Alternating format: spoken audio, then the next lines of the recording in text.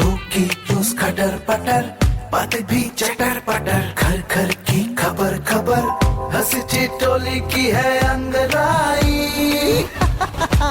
Radio Raju भाई, radio Raju भाई, radio Raju भाई, राज मिस्त्री का अपना रेडियो। नमस्कार मेरे प्यारे राजमिस्त्री भाइयों, मैं हूँ राजू भाई और आप सुन रहे हैं रेडियो राजू भाई, राजमिस्त्री का अपना radio, powered by UltraTech cement, देश का नंबर 1 सीमेंट। तो शुरू करते हैं आज का नया एपिसोड। वैसे हाँ, आप तो T20 वर्ल्ड कप के सवाल जवाब के इस गेम में हिस्सेदारी ले रहे हैं, जो कि बड़ी खुशी की बात है। तो उम्मीद करता हूँ कि आज भी आप उसमें हिस्सेदारी लेंगे और कल के मैच के विजेता के बारे में बताएंगे।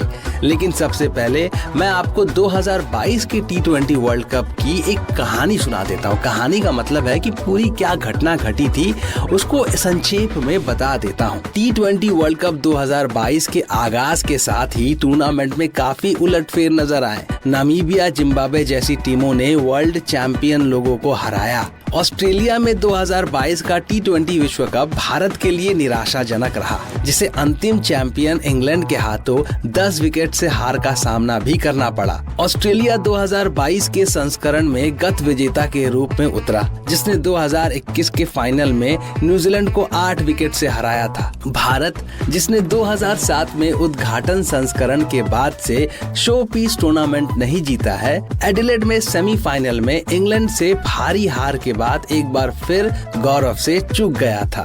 2021 संस्करण की तरह ही 2022 संस्करण में कुल 16 टीमें शामिल थीं और 45 मैच खेले गए। टूर्नामेंट में कुल 16 टीमों ने हिस्सा लिया। यह टीमें थी भारत, पाकिस्तान, ऑस्ट्रेलिया, न्यूजीलैंड, दक्षिण अफ्रीका, बांग्लादेश, इंग्लैंड और अफगानिस्तान। प्रारंभिक दौर से उनके साथ जुड़ने वाली अन्य 4 टीमें आयरलैंड, श्रीलंका और नीदरलैंड और जिम्बाब्वे थी। प्रारंभिक दौर में श्रीलंका और नीदरलैंड ग्रुप ए की शीर्ष 2 टीमें थी, जबकि नीदरलैंड और जिम्बाब्वे ग्रुप बी में शीर्ष 2 टीमें थीं।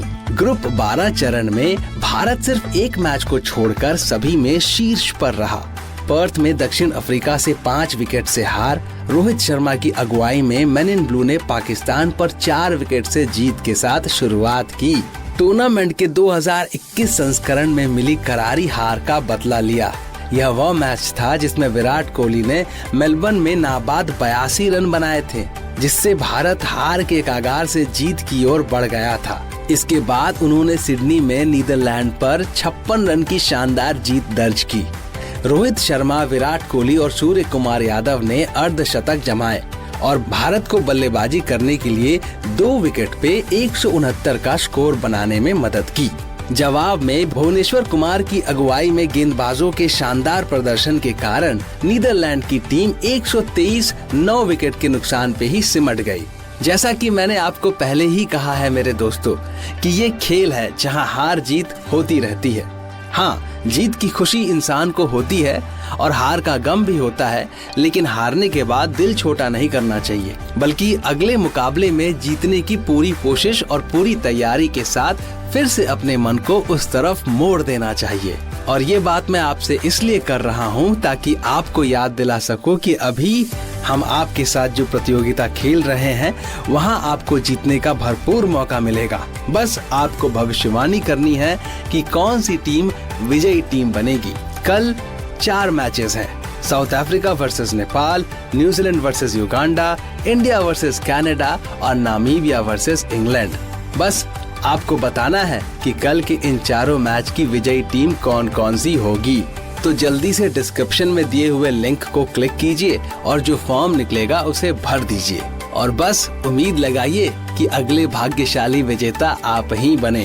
तो मेरे राजमिस्त्री भाइयों, चलिए मिलकर बधाई देते हैं हमारे उन राजमिस्त्री भाइयों को जिन्होंने पार्टिसिपेट भी किया और जीते भी।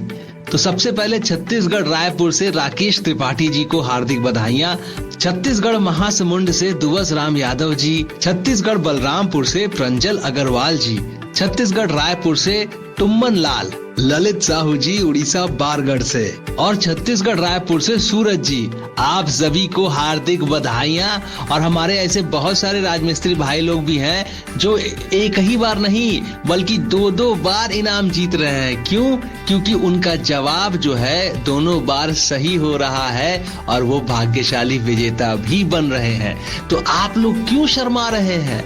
बस थोड़ा सा मेहनत कीजिए, जल्दी से जवाब दीजिए और जीतिए इनाम ढेर सारे हमारे बाकी के राजमिस्त्री भाइयों की तरह। दोस्तों, शो को आगे बढ़ाते हैं और अब मैं आपको एक कहानी सुनाने वाला हूँ और उस कहानी के अंत में हम एक शिक्षा प्राप्त करेंगे। एक बार की बात है, किसी जंगल में एक कौवा रहता था।